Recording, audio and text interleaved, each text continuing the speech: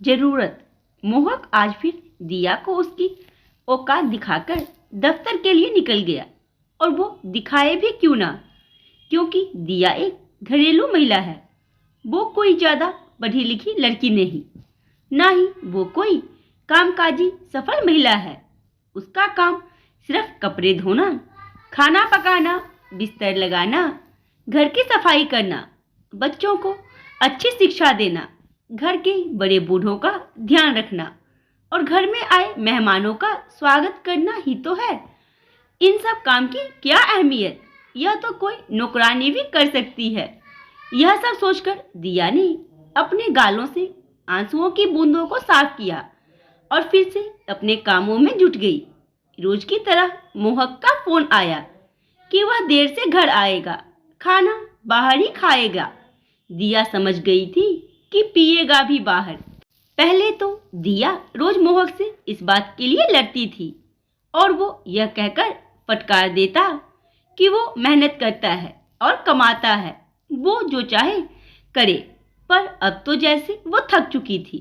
वह मोहक के मुंह ही नहीं लगना चाहती थी, क्योंकि वह कई बार कह चुका था कि उसे इस घर की जरूरत है, ना कि इस घर को उसकी जरूरत। वो जब चाहे इस घर को छोड़कर जा सकती है।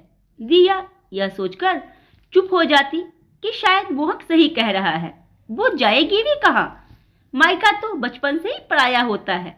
अगर घर की बेटी 4 दिन भी ज्यादा रुक ले तो आस पड़ोस वालों के कान खड़े हो जाते हैं। नाते रिश्तेदार चुटकियां लेना शुरू कर देते हैं और बात माँ बाप की इज्जत पर बन आती है। यही सब सोचकर दिया अपमान के घूंट पी जाती है।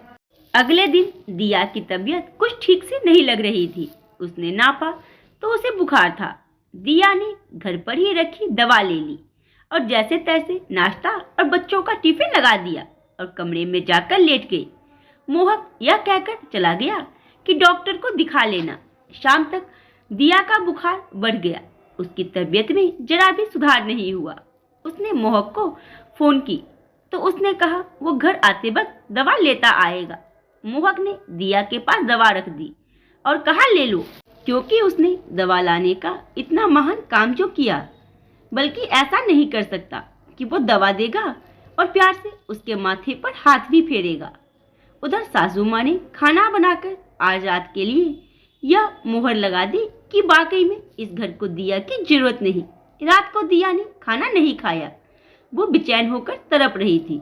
उधर मोहक चैन की नींद सो रहा था। सोए भी क्यों ना, उसे अगले दिन काम पर जो जाना था। वो कमाता है, इस घर को उसकी बहुत आवश्यकता है। अगले दिन मोहक दवा ले लेना, रात को डॉक्टर के पास चलना, अपना महान फर्ज निभाकर निकल गया।